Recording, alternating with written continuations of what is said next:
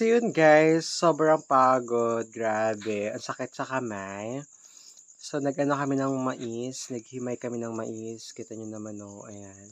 Super haggard, di pa ako naliligo, ayan, super team ko na, grabe, ang tanda na ng itsura ko. So ayan oh, yun yung mga hinimay namin guys, so by hand, ayan, ang dami niya no. Ayan, ito yung mga ganito, pinagtanggalan namin, ayan, ito yung mga pinagtanggalan namin, ayan.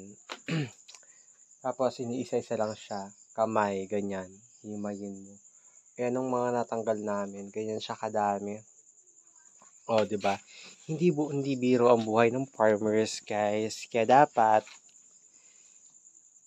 pinapahalagahan natin ang mga pinaghihirapan nila, di ba?